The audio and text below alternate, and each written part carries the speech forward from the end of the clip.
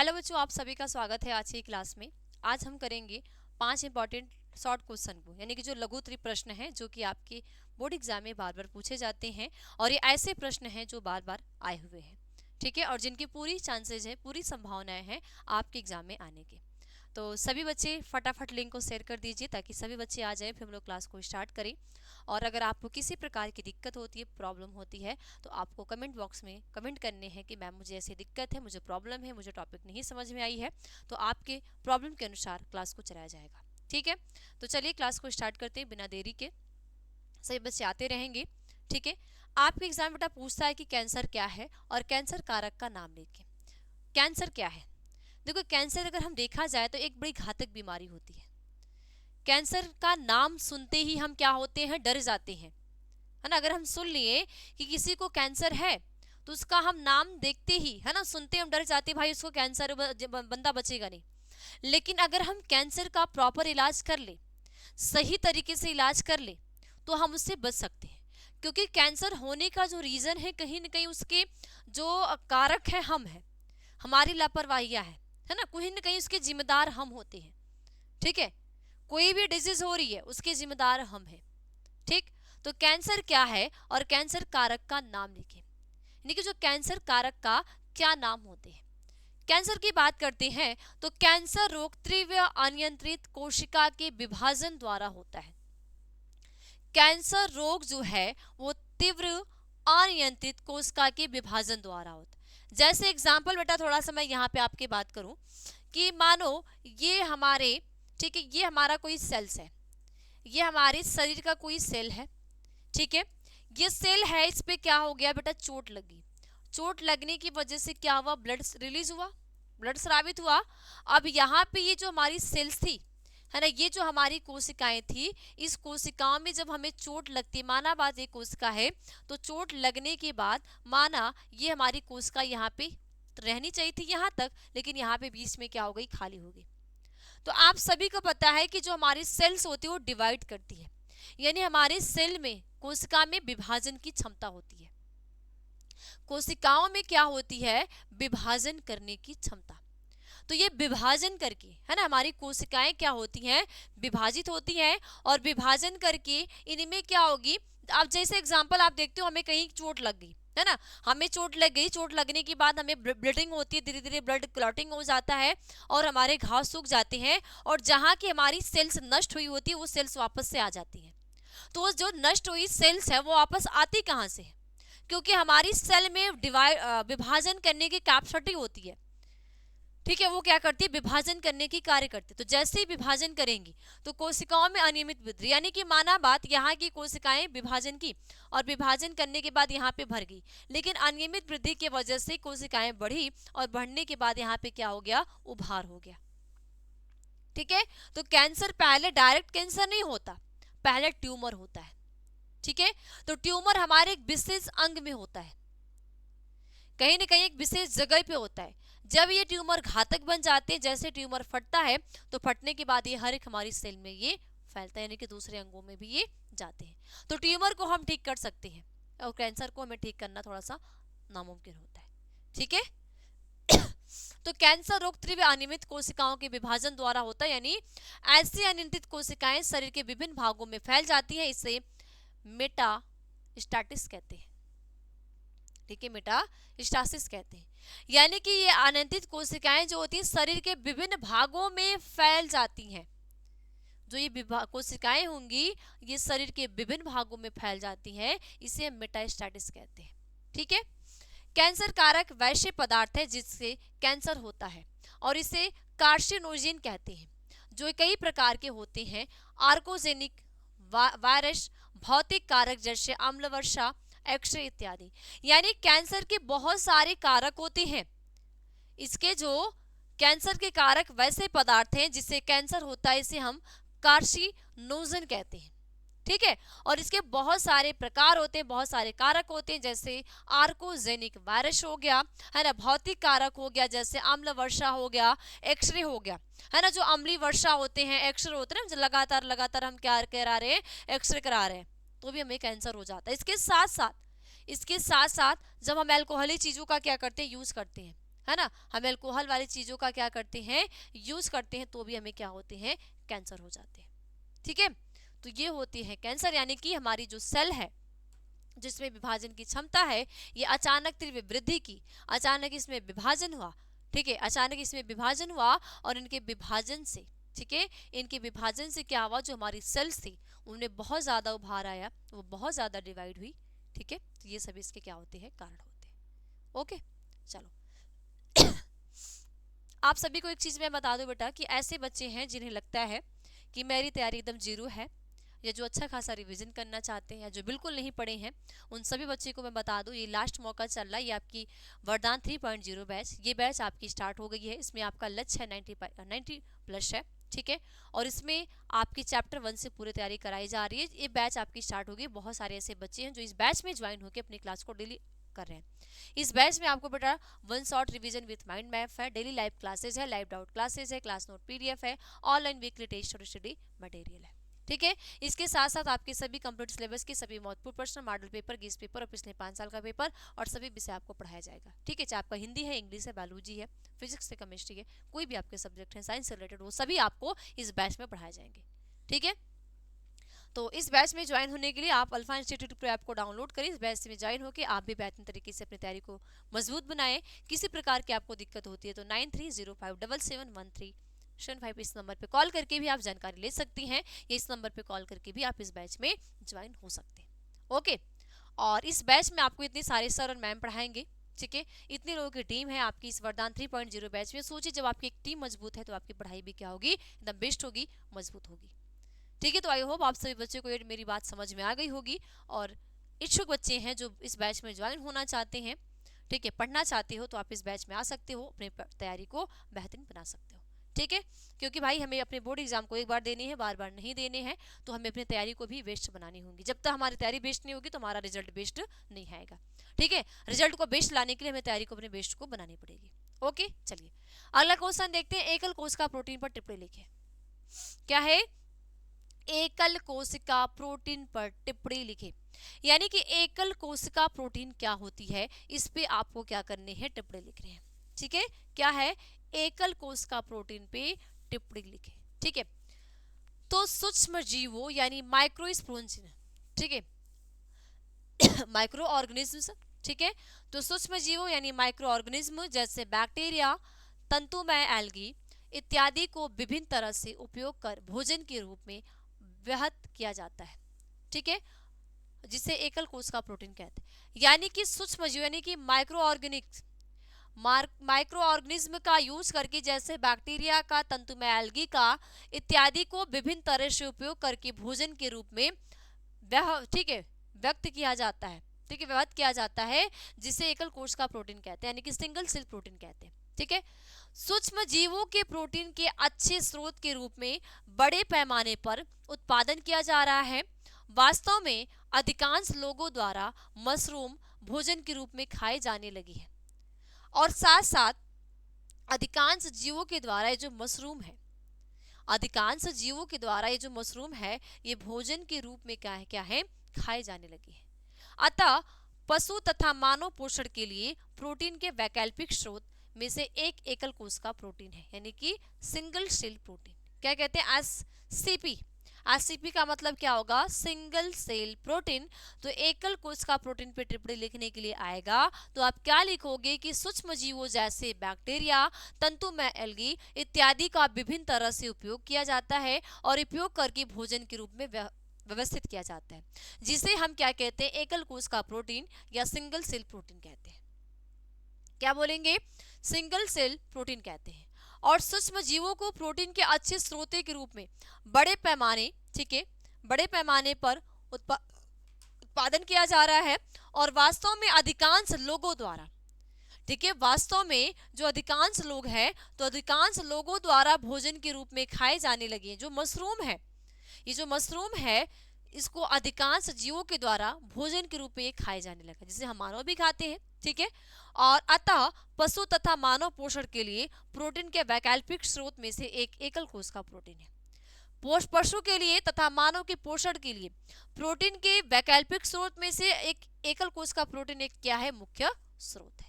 ठीक है, okay, clear? तो सभी बच्चे साथ साथ लिखते हुए चलना है ना, तो आप अभी समझ लो, बाद में नोट डाउन कर लेना, लेकिन इसको कर लेना, क्योंकि ये ऐसे प्रश्न है जो आपके एग्जाम में पूछे गए हैं और जिनके पूरे पूछे जाने के चांसेस है। ठीक है, चलो। बायोगैस क्या है और बायोगैस उत्पादन में सूक्ष्म जीव की भूमिका का वर्णन करें। बायोगैस क्या है और सूक्ष्म जीव में यानी जो माइक्रो ऑर्गेनिज्म है, ठीक है, ये जो माइक्रो ऑर्गेनिज्म है, तो माइक्रो ऑर्गेनिज्म में सूक्ष्म जीव की भूमिका का वर्णन करें, है ना। ये जो बायोगैस क्या है और बायोगैस में जो सूक्ष्म जीव की भूमिका का वर्णन करें। ये जो सूक्ष्म जीव है, इस सूक्ष्म जीव की इसमें क्या भूमिकाएं होती है। ठीक है, तो बायोगैस एक प्रकार से गैसों का मिश्रण है और मुख्यतः मीथेन सहित कार्बन डाइऑक्साइड व हाइड्रोजन इत्यादि। यानी बायोगैस की बात करें, ठीक है, बायोगैस की बात करें तो ये एक प्रकार का गैस का मिश्रण है। यानी बायोगैस में गैसों का मिश्रण होता है। मिश्रण का मतलब कई सारे गैसों का उसमें क्या है, मिश्रण है, और मुख्यतः मीथेन सहित, ये जो मीथेन है, मीथेन के सहित कार्बन डाइऑक्साइड, H2 इत्यादि, ये सभी बायोगैस के इत्यादि है। ठीक है, तो सूक्ष्म जीव जो बायोगैस उत्पन्न करते हैं सामूहिक रूप से मिथेनोजेन कहते हैं। तो सूक्ष्म जीव जो बायोगैस उत्पन्न करते हैं, जो सूक्ष्म जीव हैं, जो माइक्रो ऑर्गेनिज्म है, जो बायोगैस उत्पन्न करते हैं, उन्हें मिथेनोजेन कहते हैं। इसमें सामान्य जीवाणु मिथेनोबैक्टीरियम है और ये जीवाणु सामान्यतः अवायु गाढ़े कीचड़ में तथा पशुओं के रूमेन में भी पाया जाता है और इसका महत्वपूर्ण योगदान बायोगैस निर्माण में है। यानी कि ये जो मिथेनोबैक्टीरियम है, ये मिथेनोबैक्टीरियम जो जीवाणु है, ये जीवाणु सामान्यतः अवायु यानी कि अनाक्षी, जहां पे क्या है, ऑक्सीजन ना हो, तो अवायु, ठीक है, अवायवी गाढ़े कीचड़ में तथा पशुओं के जो रूमेन में भी पाया जाता है। पशु का जो रूमेन है और जहाँ पे गाढ़े कीचड़ है, वहां पे ये जो मिथेनोबैक्टीरियम जीवाणु पाया जाता है। क्या पाया जाता है? मिथेनोबैक्टीरियम जीवाणु वहां पे पाए जाते हैं। ठीक है, और इसका महत्वपूर्ण योगदान बायोगैस निर्माण में है। यानी कि इसका जो ये मिथेनोबैक्टीरियम है, इसका जो महत्वपूर्ण योगदान है, इसका महत्वपूर्ण योगदान कहाँ पे है? बायोगैस में है।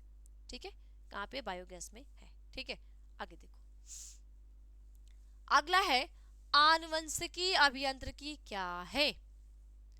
ये भी आपके एग्जाम में पूछे जाने वाला क्वेश्चन है, तो फटाफट से बच्चे नोट करो, फिर हम लोग समझते हैं।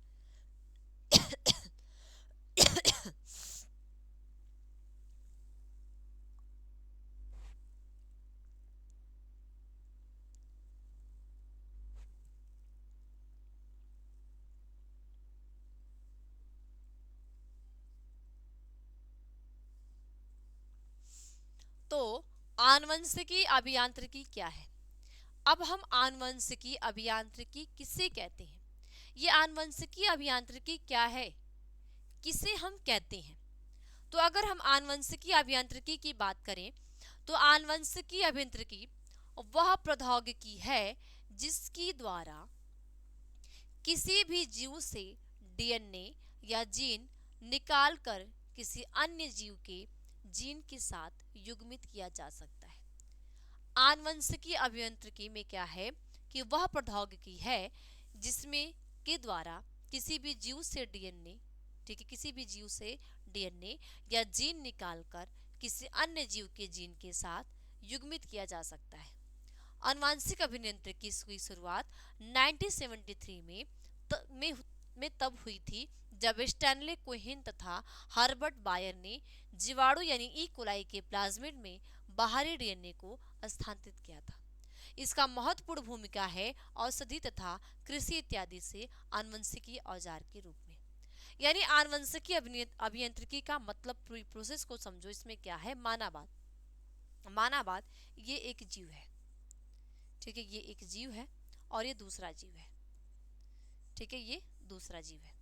ठीक, अब इसके अंदर का जो डीएनए है, या इसके अंदर का जो जीन है निकाल कर इस व्यक्ति के, ठीक है, इस दूसरे जीव के ये जो दूसरा बंदा है या जो दूसरा जीव है इसकी बॉडी में क्या कर दिया गया, डाल दिया जाता है। और इसका जो मेन भूमिका होती है, जो जीन अभियांत्रिकी की जो मेन भूमिका होती है, ये औषधि यानी मेडिसिन तथा फार्मर यानी कि कृषि इत्यादि में आनुवंशिक औजार के रूप में है। किसके रूप में है, जेनेटिक औजार के रूप में है। तो आनुवंशिकीय अभियांत्रिकी क्या है, जब आपके एग्जाम में पूछा जाएगा क्या लिखोगे, आनुवंशिकीय अभियांत्रिकी वह प्रौद्योगिकी है जिसके द्वारा किसी भी जीव से डीएनए या जीन निकालकर किसी अन्य जीव के जीन के साथ युग्मित किया जा सकता है। आनुवंशिकीय अभियांत्रिकी की शुरुआत 1973 में तब हुई थी जब स्टैनले कोहेन तथा हर्बर्ट बायर ने जीवाणु यानी ई कोलाई के प्लाज्मिड में बाहरी डीएनए को स्थानांतरित किया था। इसका महत्वपूर्ण भूमिका है औषधि तथा कृषि इत्यादि में आनुवंशिकीय और औजार के रूप में है। ठीक है, तो जब इस प्रकार का आपके एग्जाम में क्वेश्चन पूछेगा तो मुझे आपने ये आंसर लिख लेना है। और इसके साथ साथ पीछे की जो भी आपकी क्लासेस हो रही है डेली डेली, उस क्लास को आपको देखने हैं। ठीक है, उस पूरी क्लास को देखने, एक भी क्लास को आपको नहीं छोड़नी है। तो जो बच्चे डेली देख रहे हैं बहुत अच्छी बात है, जो बच्चे नहीं देख रहे हैं वो अब से देखना स्टार्ट कर दे, कोई भी लापरवाही ना करे। ठीक है, क्योंकि अब आपको देखना स्टार्ट करना है, किसी प्रकार की आपको लापरवाही नहीं करनी है। ठीक है, अगला और लास्ट क्वेश्चन देखते हैं। जीन चिकित्सा पर नोट लिखें। ठीक है, जीन चिकित्सा पे नोट लिखें, यानी हम जीन चिकित्सा किसे कहते हैं। ठीक है, तो अगला क्वेश्चन क्या है, जीन चिकित्सा पे नोट लिखें, यानी जीन चिकित्सा किसे कहते हैं।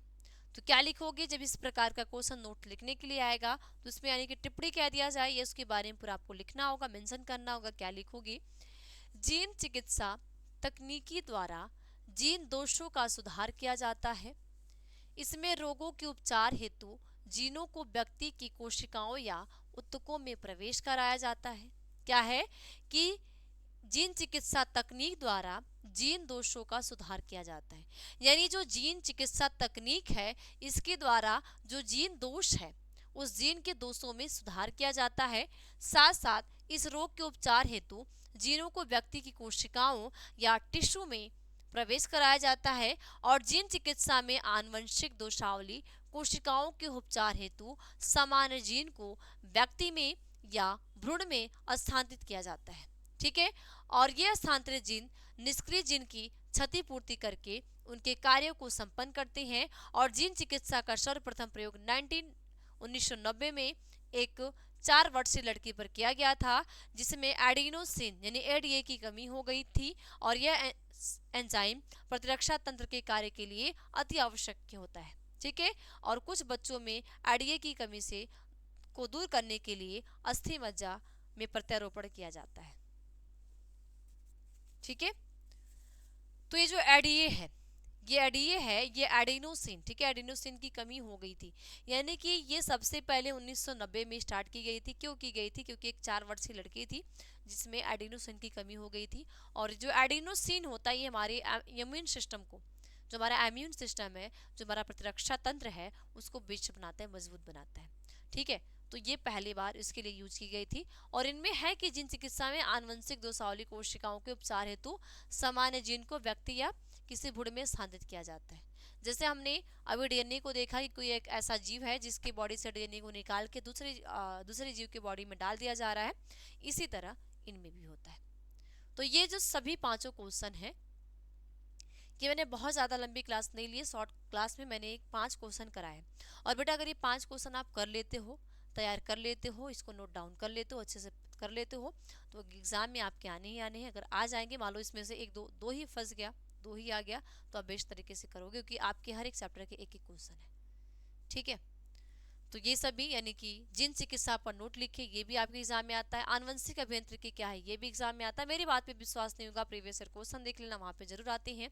ठीक है, उसके बाद बायोगैस क्या है, ये भी आते हैं। ठीक है, और एकल कोश का प्रोटीन पे नोट्स आते हैं। और कैंसर क्या है, कैंसर के कारक के नाम लिखिए। ठीक है, तो मुझे उम्मीद है कि आप सभी बच्चों को ये टॉपिक समझ में आई होगी, है ना। और अभी भी ऐसे बच्चे हैं जो लास्ट में जुड़े हैं, जिनकी तैयारी बिल्कुल जीरो है, जिन्होंने कुछ भी नहीं पढ़ा है, तो उन सभी बच्चे को वापस से मैं बोलूँगी कि आप वरदान 3.0 बैच में जुड़ जाइए, अपनी तैयारी को बेस्ट बनाइए, ठीक है, अच्छे तरीके से, क्योंकि यहाँ पे आपकी तैयारी जो है चैप्टर 1 से कराई जा रही है और इतने सारे सर और मैम आपको इस बैच में पढ़ाएंगे, ठीक है। तो मुझे उम्मीद है कि आपसे बच्चे को ये क्लास समझ में आई होगी। कुछ बच्चों को अगर नहीं समझ में आई होगी तो आप इस क्लास को वापस से देखना। फिर भी आपको किसी प्रकार की दिक्कत होती है, परेशानी होती है, तो आप इस लाइव चैट में नहीं, आप कमेंट बॉक्स में कमेंट करेंगी, ताकि आपकी प्रॉब्लम को देखा जाए और इसके अकॉर्डिंग इसको सॉल्व करने की कोशिश की जाए, ठीक है। ओके, तो सभी बच्चे को बाय बाय, टेक केयर, मिलते हैं अगली क्लास में।